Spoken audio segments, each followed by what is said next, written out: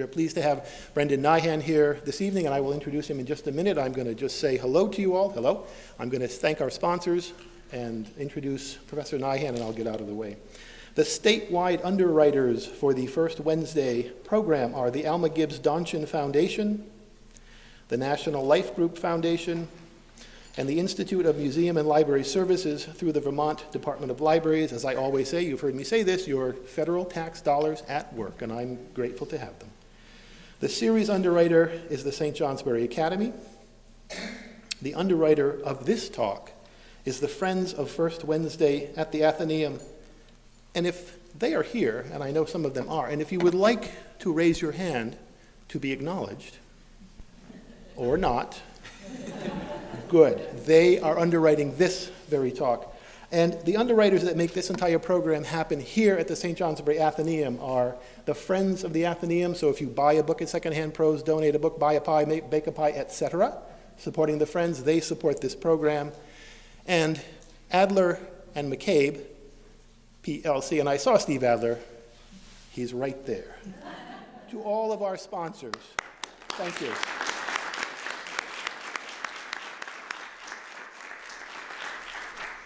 To our speaker, Brendan Nyhan is a professor in the Department of Government at Dartmouth College. His research, which focuses on misperceptions about politics and healthcare, has been published in journals including the American Journal of Political Science, Journal of Politics, Proceedings of the National Academy of Sciences, and Pediatrics, among others. He received his PhD from the Department of Political Science at Duke University and served as a Robert Wood Johnson Scholar in Healthcare Policy Research at the University of Michigan. He is a contributor to the Upshot blog at the New York Times and co-founder of Brightline Watch. He previously served as a media critic for Columbia Journalism Review. He blogs at Brendan-Nyhan, Nyhan.com, and tweets at Brendan Nyhan. He has been called one of the most thought-provoking writers about politics on the web and a political science Shaolin warrior. He previously served as media critic for Columbia Journalism Review, co-edited Spin Sanity, a nonpartisan watchdog of political spin, and co-authored All the President's Spin, a New York Times bestseller. Please welcome Brendan Nyhan.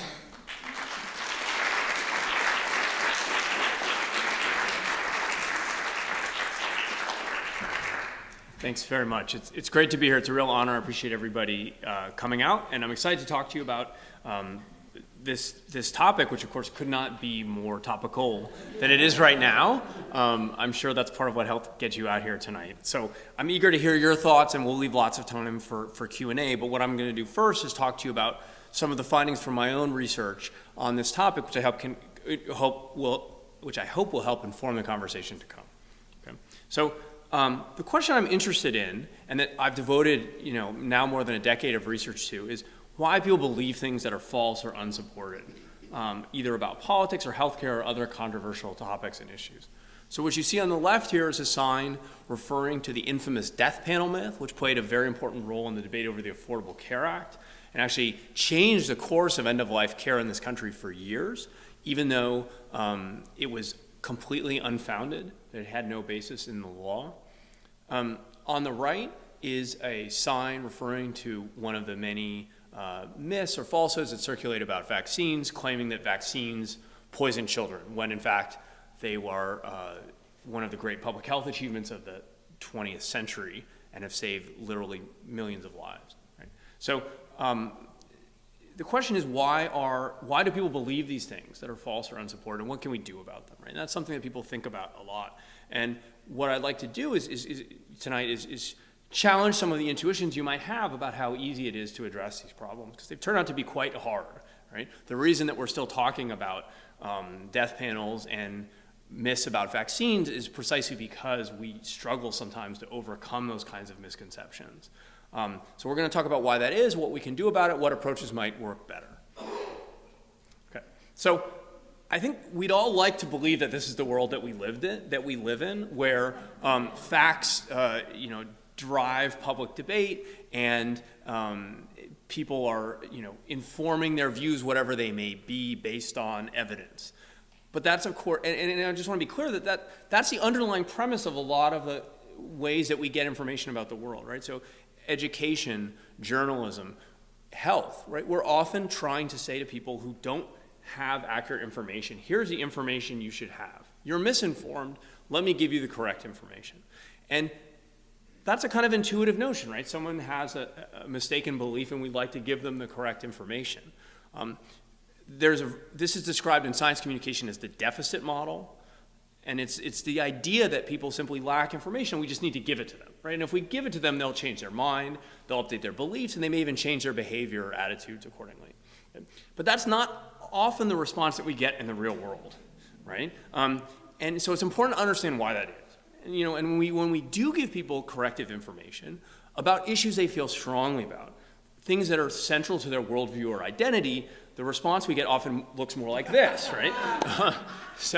And I want to be really clear about this because it's really important. This is my scientific picture of what happens, right? And this is the natural kind of human reaction when we hear something we don't like, right? Something that we don't want to be true. Okay? So psychologists will call this disconfirmation bias, right? That we're unduly skeptical of information that contradicts some existing attitude or belief that we have, or that seems to threaten some aspect of our worldview or identity. And this is a very natural human sort of reaction. We all have this kind of reaction, and we all do this to some extent. And it's important to acknowledge that we're all vulnerable to this. And in fact, sometimes it's the people who are more educated or informed who are better able to follow through on this, right? Because they can defend their beliefs when challenged very effectively, okay? And so, the fact that you're here means you're probably in that group, right? The fact that I'm speaking to you means I probably am too, right? So you should always be aware of this possibility, right? So I want to make sure that from the outset, this isn't a talk where we say, this is about the people who aren't smart and aren't informed and who resist unwelcome factual information, because we all do that. In some cases, it's more knowledgeable and informed people who are actually better able to defend these mistaken views. Okay, so it turns out that when you look at the data, these kinds of misconceptions are quite widely held. Okay? These aren't fringe views. They're held by millions and millions of Americans. So here are two examples, the most prominent misperceptions about the two most recent presidents prior to the current president. Right? So the belief that George W. Bush aided or allowed the 9/11 terrorist attack, the so-called inside job myth, and the belief that Barack Obama wasn't born in this country, the so-called birther myth. These are polls taken at the peak of these misprominence, and you can see that they were held by a significant fraction of the public. Okay, so these, again, aren't tiny percentages of the public, right? People hold these views and believe these things. Again, that there's no credible evidence that the Bush administration aided or allowed the 9/11 attacks. I hope we don't have to argue about this later. There's no credible evidence that Barack Obama wasn't born in this country, right? We have contemporaneous birth announcements. We have his long-form birth certificate. We have every possible piece of documentation, okay? And yet we have a significant minority of people who held these views, and many more who said they weren't sure or they didn't know. The second thing to take away from this is the role that our political attitudes play, right? So remember I talked about the importance of your worldview or identity in shaping the kinds of factual beliefs that you hold. And so not surprisingly, you can see that Democrats were much more likely to think something negative about George W. Bush, who they didn't like, right? So Democrats were more likely than independents to believe in the inside job myth, and independents were accordingly more likely to hold that belief than Republicans, right? And then that gets reversed when we come to the birther myth, right? Where Republicans are most likely to believe in that myth, right? And Democrats are least likely to do so. Okay? So what we like to be true seems to affect what we believe to be true in a really profound and important way. What makes misconceptions so difficult isn't just that they relate to aspects of our worldview that matter a lot to us. They often reflect beliefs that we hold with confidence. And so I want to give you some evidence of this from my own research. These are the two most prominent misconceptions about the Clinton healthcare plan of 1993-94, if you remember that, and the Obama healthcare plan of 2009-2010. The most prominent myth about the Clinton healthcare plan was the claim that you would lose your choice of doctor even if you paid out of pocket, which was false. but was widely circulated during that debate, starting in an article that was published in the New Republic. That's what's portrayed in the data on the left, which I'll describe to you more in a moment. On the right is belief in that death panel myth I referred to earlier, the false claim that you would have to go before a panel of government bureaucrats to see if you could get to see if you could get life-saving health care, right, under the Affordable Care Act. That was also false. Okay, so what this is what it's plotting here is how much people believed in these myths. Okay, and it's differentiating people into four groups. First is differentiating them by whether they're Democrats or Republicans, right? And based on what we saw earlier, we'd expect that in this case, these are Democratic proposals. We expect Republicans to believe in them more, right? Because they're more likely to believe something negative about a proposal from their opponents, okay? But what we have on the x-axis here at the bottom of the graph is something different. In these polls, they ask people, how much do you think you know about the plan under consideration? It wasn't a test of how much people objectively knew. It was a subjective self-assessment. How well informed are you about this plan? And what you can see is that as you move from people who said they didn't know very much to people who said they knew a lot, belief in the misperception went up among the group that was most vulnerable to these myths. So in other words, the people who thought they knew more knew less. And that's going to make it very difficult to convince people that they're misinformed. Okay? So that's part of what's challenging about these beliefs. They're not simply made up off the top of your head, but people often hold them quite confidently. Okay, so what can we do about them? Well, the most common approach is sometimes described as myth busting or fact checking, right? You probably come across this in some form. Okay, so here on the left we have an image from PolitiFact, which is the most prominent of the fact checking organizations that have become well represented in national political journalism. It's a movement that's the most prominent movement that's tried to address misinformation in politics. Okay, so they're trying to identify statements that are questionable and assess the accuracy of them. And often, as in the case of PolitiFact, they'll give you some rating and they'll tell you, is this statement true, false, or somewhere in between? Okay.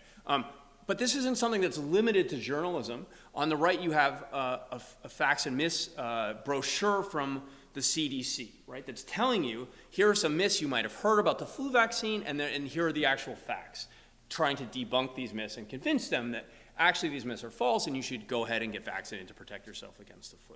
Okay? The question, though, is whether these approaches work, right? Given that the kinds of resistance that I've described to you to correcting misinformation, are these kinds of approaches effective? Do they change people's minds? Or in some cases, we might care, especially for something like the vaccine flyer here, does it change their behavior? Okay. So I have good news and bad news. I've done a number of studies in this area, and in some cases I find that giving people corrective information is effective. So I'm going to start in the political realm. I'm a political scientist. So what I have here is some data from a study I conducted during the 2014 campaign. So this is the last midterm election campaign before the 2016 presidential election. And we randomly assigned a nationally representative group of Americans to either receive a series of fact checks from PolitiFact or to a control group where they read press releases. And then we asked them at the end of the campaign a series of questions to find out how much they knew about the subject of those fact checks. And what we found was that people actually did become better informed as a result of exposure to those fact checks. Encouragingly, we found they became better informed regardless of the political valence of the fact check, whether it coincided with their personal partisanship or not, and regardless of how much they knew about politics, which is indicated here on the graph. Right? So one worry you might have is that simply people who don't know as much about politics will find it hard to parse the complicated information in fact checks, which if you've tried to wade through them, they can be pretty tough sledding, right? But we found that both groups actually became better informed as a result of exposure to those fact checks. Okay, so that's the good news. Okay, now the bad news. I've also done studies where we've actually found that giving people corrective information seems to increase reported misperceptions among the group that's most vulnerable to them. Okay? And I want to stress that this is not the norm. The norm is that they at least somewhat improve the accuracy of people's beliefs. But this kind of finding it highlights the risk that these fact checks are ineffective or in extreme cases potentially counterproductive. So what we have here is an example of one of these findings. This is a study I did back during the Bush administration. Okay? And George W. Bush at the time had a habit of suggesting that his tax cuts would actually increase government revenue and thereby decrease the deficit. which if you know about economics, you know that no serious economist believes that to be true, including George W. Bush's own economist. This is not a partisan statement. His economist said that, repeatedly said, in fact, that claim was not true. Okay. So the question is, would it be effective to tell people that claim wasn't true? And so we gave people a mock news article where we randomly assigned some people to also get corrective information telling them that claim was implausible. So there was a quote from George W. Bush suggesting that his tax cut would decrease the deficit, and then there was corrective information randomly assigned to a subset of respondents. And what we found was that among the conservatives we'd expect to be predisposed to believe in what George W. Bush said and to reject that corrective information, they actually reported higher levels of misperceptions than if we hadn't shown them that corrective information at all. Okay. Again, I don't want to suggest this is the norm. Okay. I don't want to depress you too much, but it does suggest that in certain cases people can be very resistant to this kind of information, potentially even being provoked into doubling down on the misinformation you're trying to correct. And that's why it's really important to figure out what works and what doesn't, rather than just assuming that more information is always better, which is what we typically do. Okay. So we've been talking about politics. Let's turn to health. Okay. If any of you have a health or medical background, you may be familiar with the image of this journal article that's up there. This is the infamous Wakefield article, which launched the myth that the measles, mumps, and rubella vaccine causes autism. Okay. This was retracted by The Lancet. It's been discredited. The lead author was stripped of his medical license in the UK because this research was fraudulent. Okay. But it created a myth that continues to reverberate to this day. And it continues to have consequences for global public health to this day. The cohort of kids who came up in the aftermath of the publication of this article in the UK are still more vulnerable to measles as a result of under-vaccination in their youth. Okay? And there was a recent measles outbreak that had hit that cohort especially hard. Europe is continuing to struggle with measles cases right now.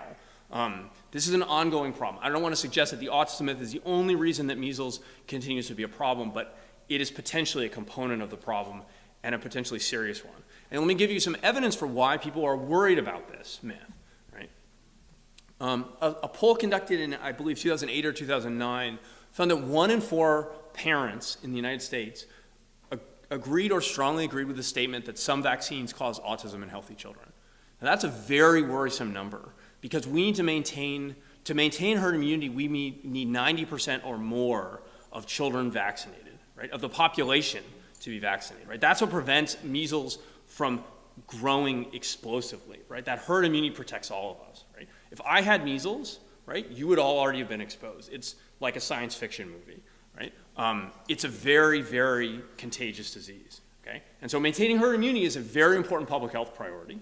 And if many people, if even a fraction of those folks opted out of the MMR vaccine, it could have potentially dangerous ramifications for public health. There's even a broader set of concerns that aren't well supported by the data that people have about vaccine side effects, which this also plays into. You can see there that more than 50% of parents agreed or strongly agreed that they were concerned about serious adverse effects of vaccines, which are exceptionally rare. Okay, they're not zero, but they are exceptionally rare. Okay. So again, what should we do about this? The instinct is to say, well, we should just give people the correct information.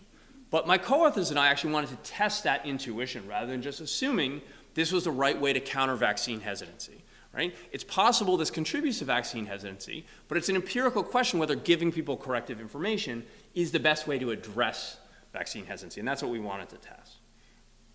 Okay, so what we did, before I show you the results, let me tell you. What we did was a study where we took a nationally representative sample of parents with children at home under age 18 in the United States. And we randomly assigned them to a control condition where they didn't read anything about vaccines or to receive one of a series of messages. I'm going to focus today, right now at least, on this corrective information where we told them, and I'll show you this in a moment, we showed them information provided by the Centers for Disease Control saying that the MMR vaccine does not cause autism. There is no evidence whatsoever that it causes autism. And the question was, how effective is that at changing people's minds about belief in this myth itself, that the MMR vaccine causes autism, but also at addressing vaccine hesitancy, causing them to be more likely to vaccinate their child. Okay. So here's what that corrective information looks like. I'm not going to expect you to read all of this while I stand here, but let me just suggest to you that it's typical of this kind of approach. It's very scientific, it's laden with jargon, it cites studies, and those are all things that if you work at the CDC probably seem really persuasive and convincing. But it's a question whether they're persuasive and convincing to the parents who are making a decision whether to vaccinate their child or not, right? And that's a different audience. Okay, so here's what we found. So I'll start with the good news. We did find that relative to a control condition, which is highlighted on the left, people's belief in the myth that vaccines cause autism went down when they received that corrective information. Okay. What you see on the right are the values taken if we showed people other messages intended to promote vaccines, which we can talk about in the Q&A if you're interested. Okay. But what we're really focusing on here is the contrast with that control condition on the left, and you can see belief in the myth went down, right? So it had the intended effect. People were less likely to think vaccines cause autism, right? Which was the intended message of that text you read earlier, and so that seems like an effective approach, right? So far, so good. Okay, but things take a turn when we move to the question of how likely would you be to vaccinate a future child with the measles, mumps, and rubella vaccine, right? Which is really the most important question when it comes to public health. Okay, and there we found something really surprising.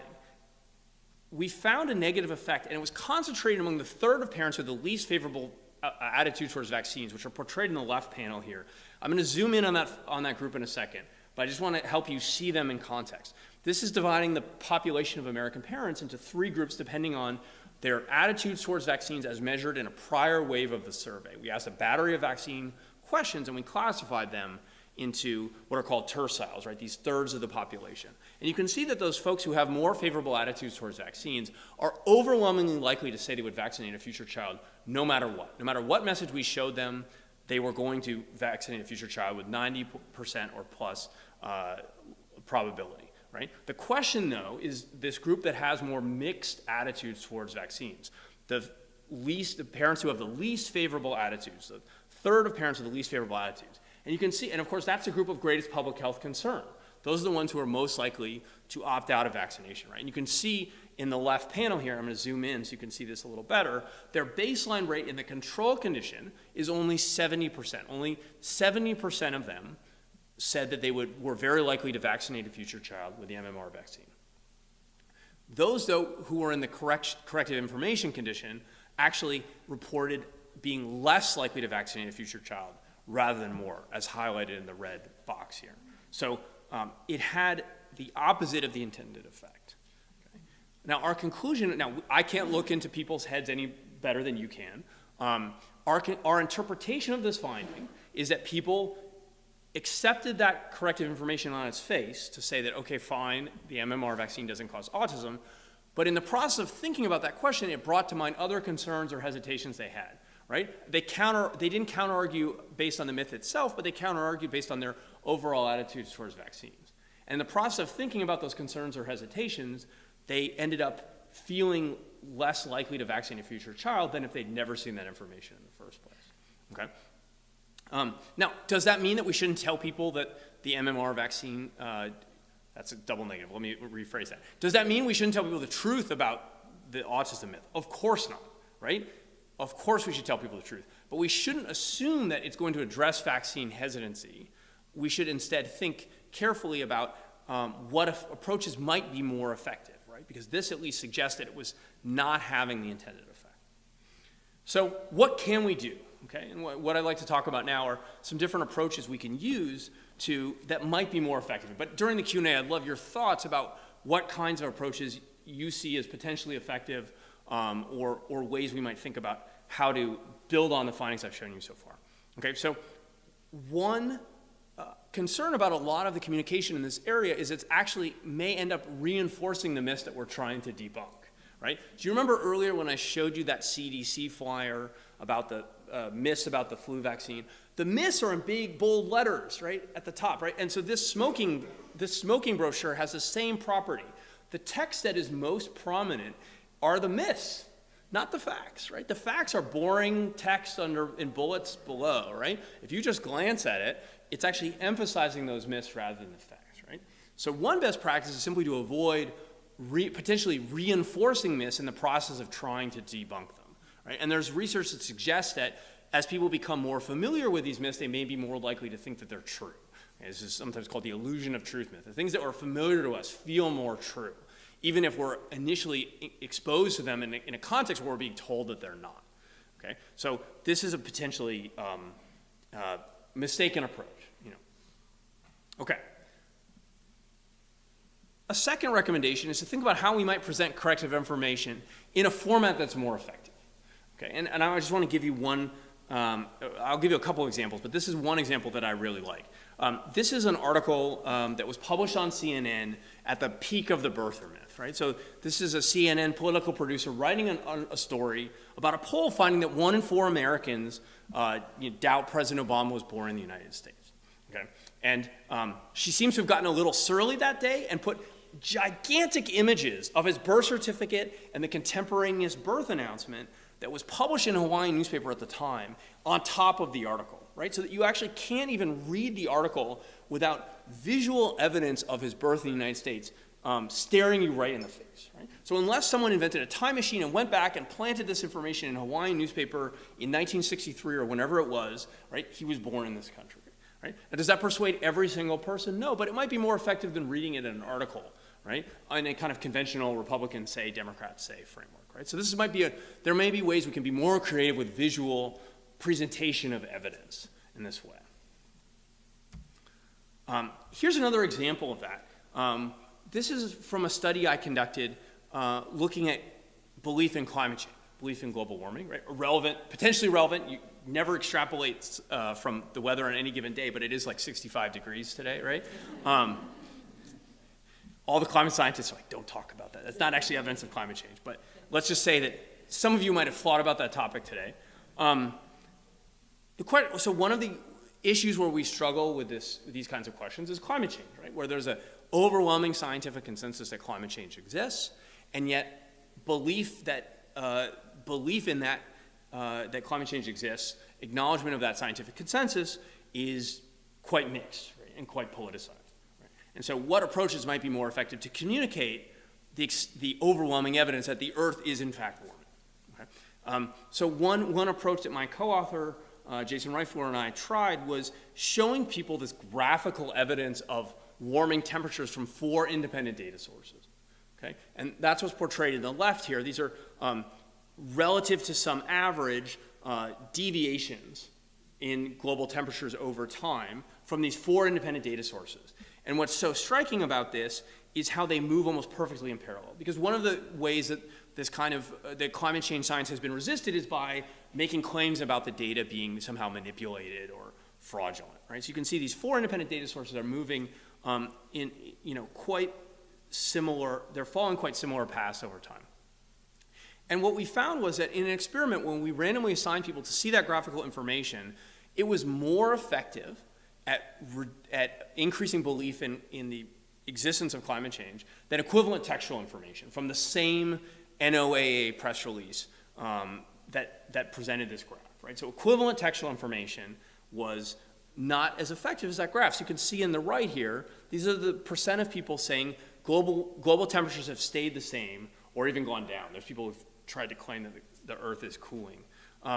And you can see that among self-identified Republicans, a group we'd expect to be most vulnerable to this particular myth, that express belief that global temperatures haven't gone up decreases somewhat when we give them that textual information saying that's not true, but much more when that graphical information is staring them in the face. Okay, so that may be another kind of approach that's an effective one for addressing pervasive misperceptions. Okay. What can we do about vaccines? What would be better than that corrective information I showed you earlier? Well, one thing we should think about is who might be a credible messenger to parents. Who would they listen to? Okay? And they tell us overwhelmingly that who they trust most for information about vaccines is their child's doctor, right? Their pediatrician or family practice doctor, right? Those healthcare providers who have a personal relationship with the parents are likely to be listened to in a completely different way than government scientists or journalists or folks that they don't have that trust relationship with. Okay, and you can see polling information here on the left indicating that parents overwhelmingly say their child's doctor is their most trusted source of vaccine information, full stop.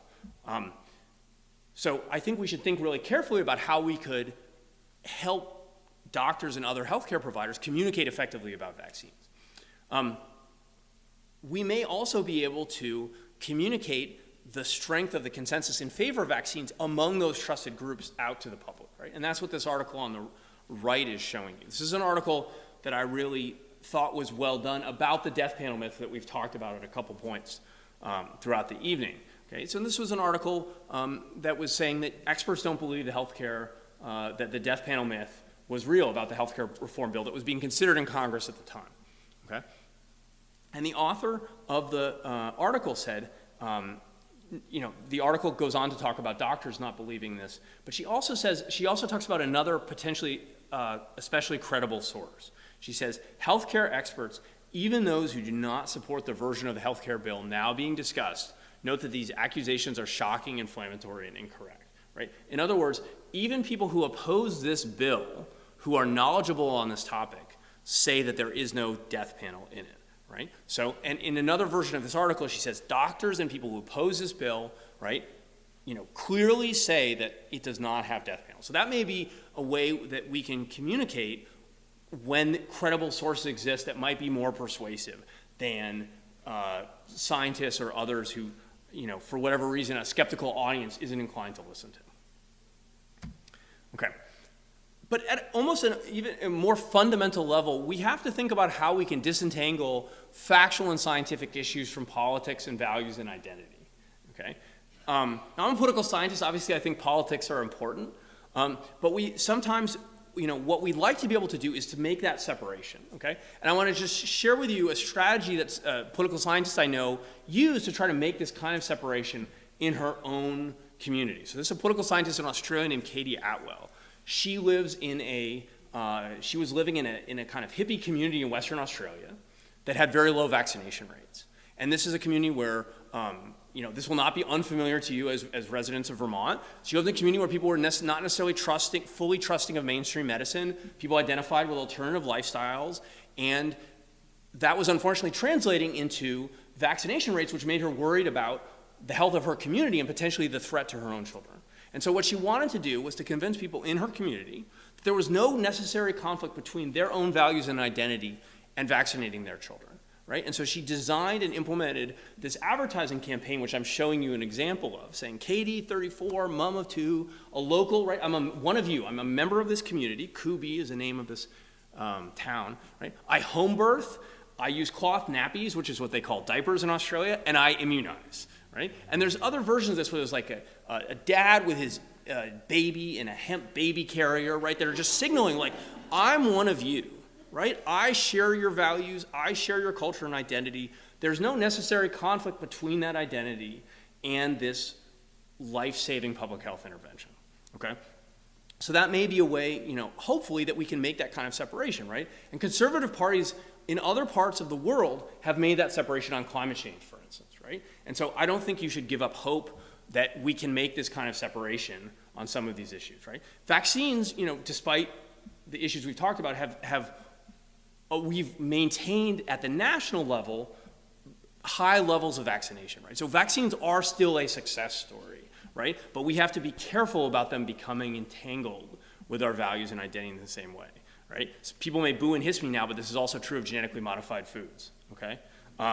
The scientific consensus on that is very strong, that they are not dangerous. Now, we can have a conversation about how you might have concerns about them for other reasons, but the scientific consensus that they are safe is very strong, and that is becoming enmeshed in values and identity in much the same way, and has the potential to lead to the same sorts of problems.